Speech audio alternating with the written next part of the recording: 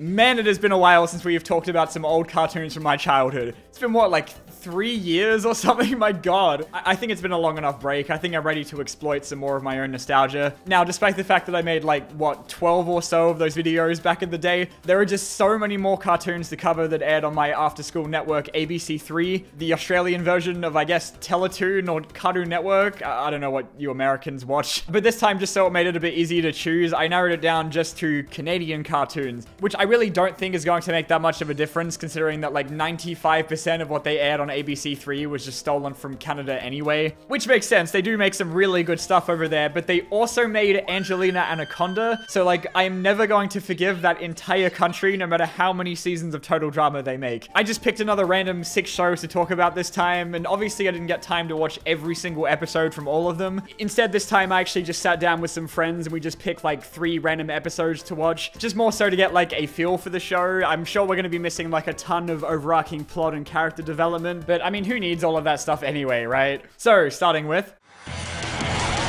You Groms here for the surf? Definitely!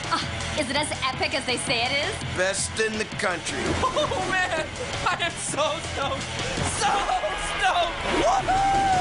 Our first cartoon for this video is Stoked, from the same creators as the Total Drama series and 16, which is one that I've been meaning to watch like my whole life, but I've never ever seen before because they never aired it on ABC3. But Stoked was one that I always sat down to watch, even if I'd like already seen the episode before. This one follows 5 main characters with extremely long necks that all get jobs at the best surfing resort in the entire world, despite the fact that we are constantly shown that it is a rundown shithole throughout the entire show. They do get quite a lot of mileage out of the resort setting. It'd be something you might think would get repetitive pretty quickly, but I think it's like large enough to give the cast enough stuff to do outside of the extensive surfing montages. I'd say Stoked has a very similar tone to Total Drama in the way that it blends together more serious character drama with a lot of scenes of people getting hit in the balls. Unlike 16, which I hear is meant to be like a bit more serious. Those are some tasty weenies. Of course, I had and still do not have any interest in surfing whatsoever, but Stoked still keeps you very entertained with all of the character stuff that it does outside of that, which genuinely got me really invested as a kid in like the 1 or 2 times they actually aired an episode in order. I swear I never caught any of the episodes chronologically, so it made it very hard to figure out who was ever meant to be dating who. I think the entire cast get together like 7 times or something. Stoked ran for about 52 episodes across 2 seasons, so it was a pretty decent hit from the looks of it. I read that Stoked wasn't quite as successful in America as like Total Drama or 16, which was probably because it was constantly put on hiatus while airing, but I also read that the show found considerably more success over here down under. Yeah, can't. It's got some fart jokes and an unbelievable amount of burping, but I mean, so did Total Drama, let's be honest. Like, the comic timing and the characters are really fun. I might even actually sit down and watch the whole thing someday. I wouldn't say that I like it as much as Total Drama, but I mean, I'd say that about most things, so I'm just glad to know that I had good taste as a kid. Planet Earth is going down the toilet, but Father Time You guys have messed with the Earth long enough. knows how to put things right. Suck on that, big business! The next one we watched was Yoohoo and Friends, which has one of the most batshit premises I've ever heard in my life. Even as a kid, I knew something was up with this show. This giant slingshot should launch us toward the desert animals quickly, and I can build it from twigs. Uh-huh. And just how many of us would this giant slingshot set on fire? Almost none. The premise for this one is that a bunch of, like, boardroom execs get turned into cute, fluffy animals by Father Time because his wife, Mother Nature, is sick of them polluting the earth and threatened to make him sleep on the couch if he didn't do something about it. And so in each episode, these cartoonishly evil corporate suits have to atone for their sins as humans while collecting gems that ultimately, if they find enough of, will allow them to be granted one wish from Father Time to probably turn them back into the ugliest character designs of all time. Mr. Lemmy, what do you think about this? Well, if the animals complain, we could sue them. Good point, Mr. Lemmy. Every episode is like 11 minutes long, and it moves at such a breakneck pace because of that. But honestly, the writing is like super sharp and self-aware. But we're missing someone. It's not me, because I'm right here. Yeah! It's someone who fits that shape we just imagined next to me. I learned that this show was actually based on a line of South Korean plushies. So like, if this is designed to sell toys, why the fuck is this the idea for it? I mean, I'd be happy to have these like adorable toys in my bedroom, but now I'm just gonna be creeped out knowing that they're meant to be like 55-year-old boardroom execs. The parts that aren't Yoohoo and Friends, like the bits with Father Time and stuff, have this completely different animation style that's like so much uglier and more crude. Like they literally changed art style in the same shot. It just makes me think I have absolutely no idea what the target demographic for this is supposed to be at all. One of my friends pointed out that maybe the point was to make Yoohoo and Friends look more appealing by comparison, and I mean, he wouldn't be wrong. It's honestly like a visual relief when they come on screen and we don't have to look at Father Time anymore. But the real reason that I found out when doing some research is that the original South Korean version does not have any of the Father Time elements whatsoever. It is just a normal flash animated show about a bunch of cute fluffy animals. When it was brought over to America, they basically made like an official abridged series out of it. Are we there yet? We've only been driving for 10 seconds. We're there. Good thing we drove. It would have taken at least a minute if we had to walk. And they also added about 4 new minutes of animation in every episode, which I am assuming are the Father Time segments. And it was apparently worked on by the same guy as Cow and Chicken, which explains so much. We skipped to the last episode when watching because I have always wanted to know how this show ends, but I really should have known that they would just use their wish to ask for world happiness and all that boring shit. Honestly, it would be completely in line with the show to just have them go back to being rich assholes and have learned nothing over the course of the series. Bit of an anticlimax, I guess, but I did also learn that there was a 3rd season that was never dubbed into English either. And there's also like a reboot show on Netflix called Yoohoo to the Rescue, which tragically follows the more traditional cute animals go on funny adventures and features absolutely no hard-hitting satire of capitalism. Huh, did you hear about the Detentionaire? This just in. Former nobody Lee Ping starts 10th grade off by pranking the entire school. And that makes him hot. Detentionnaire premieres January 5th at 6:30. Part of Can't Miss Thursdays on Teletoon. Okay, so I kind of wanted to avoid talking about like plot-heavy serialized shows because watching like 2 episodes and then skipping to the last one is not exactly the best way to get a handle on an overarching story, but I really did want to cover Detentionaire because back in the day I had a lot of people asking me to talk about this one, so I thought it might be a good excuse to finally check it out. ABC3 loved this shit. Like, they used to advertise it all the time, but I never watched it consistently enough to actually understand what was happening. I also never got detention as a kid, so like I just couldn't relate to it, you know? The idea for the show, which is basically the only thing that I knew about it as a kid, is that 10th grader Lee Ping gets falsely accused of being responsible for a prank at the school assembly on the first day, and is sentenced to an entire year in detention as punishment. And while he tries to clear his name, he also uncovers some kind of conspiracy about the school. There's a lot of random sci-fi elements in there, like their principal, who is like a half-military cyborg for some reason, as well as all of the Monsters Inc. style hazmat suit wearing janitors that patrol the school that are definitely not at all suspicious, as well as the school mascot just randomly being like a dragon thing that in the episodes we watched nobody seemed to acknowledge was literally a fucking demon just running around the school. Lizard dude, we gotcha. Whoa, what are you guys doing? Just hunting down a defenseless animal, dude, to get that sweet A-. Visually, Detentionaire is a little bit more basic than some of the other shows you'd be used to on ABC3, which I read was because the show was made on an impressively low budget of about $300,000 an episode, which might sound like a lot, but that equates to about 3 minutes of a Family Guy episode, so, you know. But I really like the art style of the show. It gives it like a comic booky, graphic novel-y style. That's a word. It's got a good cast of characters, and the story is genuinely interesting. Like, I wanted to keep watching it from the 2 we actually watched in order. Again, like with Yoohoo and Friends, I have desperately wanted to know how this show ends for like so many years now. I really didn't want to spoil it for myself after all this time of not knowing, but unfortunately I let curiosity get the better of me, so spoilers for Detentionaire, obviously. When skipping to the last episode, we were absolutely blown away with how fucking off the rails this shit gets. It turns out that an alien lizard creature with like Grim Reaper robot guards reveals that he was planning to take over the world since Egyptian times, which has something to do with Lee's grandfather being involved in trying to stop him somehow, and so they're excavating a pyramid under the school to take over the world. And what the fuck does any of this have to do with detention? Okay, seriously, nobody's gonna believe that that's a girl, let alone a human. Maybe not now, but maybe now.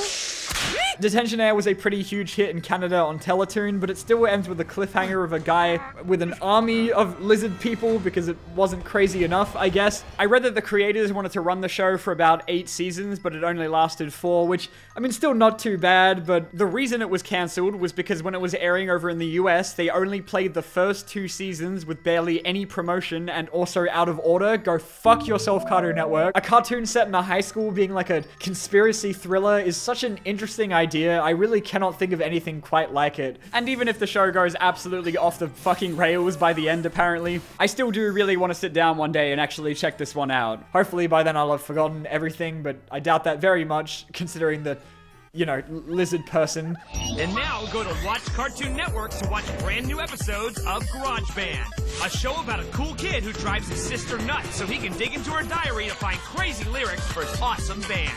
Grojband. Watch new episodes wherever and whenever you want. Only on Watch Cartoon Network. Next up is Grojband, which is brought to us from the same executive producers and production company as Total Drama, because apparently every single Canadian cartoon has to link back to that series somehow. I wasn't going to include this one because I didn't ever love it, but, you know, if I had nothing else to do, I would watch it. This one aired much later in ABC3's life when I wasn't watching the channel as much, but I definitely still caught it every now and then, and definitely a lot more than some of the other stuff they were airing around the same time, like The Day My Butt Went Psycho and other shit like that. Grojband follows 4 friends in an indie band led by Fortnite Ninja. Guys, Grojband is gonna headline the concert at the end of the world. The world is ending?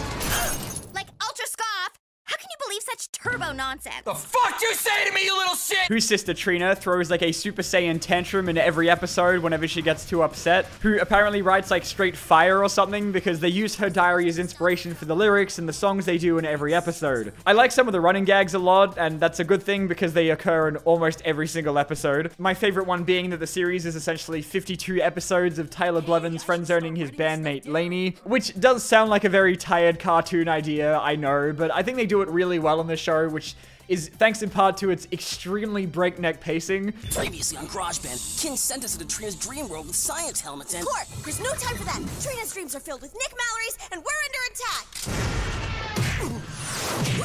I was so surprised to find out the writing is like genuinely really funny. I definitely see why people like this show so much now. It's not something I'd watch all of, but I definitely enjoyed my time with it for something that wasn't even supposed to be here. The creators have said that their favorite character is the sister Trina, and I do have to agree. I think she is one of the better of the many, many evil cartoon sisters there have been, and she also plays into the show's other funniest running gag, where she has a very one-sided crush on the show's other best character, Nick Mallory, who exclusively refers to himself in the third person. I've seen this movie already, and what's up?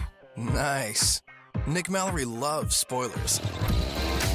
Unfortunately, I read that this was another one that was fucked over by Cartoon Network because they only aired the first 13 episodes and then went on hiatus for several months and then dumped the other 13 on their mobile app for no reason. And then the other 13 aired on Boomerang a year later. And to this day, it remains a mystery as to why the ratings weren't very good. Weekends on Jetix. The Dragons. 12 tons of snarling scale and bone ready to tear up the track at an incredible 200 miles per hour. Release the dragon! Dragon Booster. Part of Jetix. Weekends at 10:30 on ABC Family. Okay, going way back in the day to when I was like 3 or something, we have Dragon Booster. I really wanted to have a 3D one in here, and it was either this or Stormhawks, okay? This one predates ABC3 by a long shot. I honestly don't even remember all that much about it, except that I used to have like the Happy Meal McDonald's toys for it. Release the dragon! Yeah, watch this. Release the dragon! This series takes place in the very cool but very minimally shown Dragon City, where dragons and humans coexist and both work together in various sports and races, which I'm sure are considerably more important throughout the rest of the series, but again, we only saw like 3 episodes. Our main character is Arthur Penn, because... Get it? Who becomes the chosen one known as the Dragon Booster, who stopped a human-dragon war 3,000 years ago or some shit. I kind of really like the world and the lore. I mean, obviously I didn't have a lot of time to get too deep into it, but it sure was great to finally find out what the show was actually about outside of my very vague recollection of the theme song. With such a heavy emphasis on like dragon battles and all the different gadgets and tech they use, this one definitely feels like it was made to sell toys or cards, and so I was not at all surprised to find that after Googling it, that was exactly the case. This one was meant to last 5 seasons. The final episode that we did watch even ends with like a cliffhanger promising that they'll be back in the 4th season called Dragon Booster Academy. But then I read on Wikipedia that the show failed to gain like a significant enough fan base or sell enough action figures to warrant another 13 episode season. So, oof. It's slimy. It's scary. It's sticky. It's gross out heaven. Works for me. Smells like Grossology this weekend at 9 on Jetix. And finally, we are finishing off with Grossology, which was a personal favorite of mine as a kid. This one was always an absolutely horrible choice to watch around dinner time, but I love the show so much that I thought it was worth gagging on my food just to catch a new episode. This one follows the sibling duo of Abby and Ty, who are secret agents called Grossologists that shoot Nickelodeon slime at the single most disgusting rogues gallery in cartoon history. Aside from the excessive amount of fart and potty humor, which to be honest, I'm really not sure what I was expecting, this was the one that I was most hoping would be as good as I remember. Not that I would ever recommend this show to anybody, because they'd probably think I'm into some absolutely horrid shit behind the scenes. People talk about like Totally Spies a lot with all of the fetish shit, but like, oh my fucking god, Grossology has so much like farting and slime and shit. And look, all I'm saying is I'm never going to be looking this one up on Google Images. You weren't kidding about those termite farts.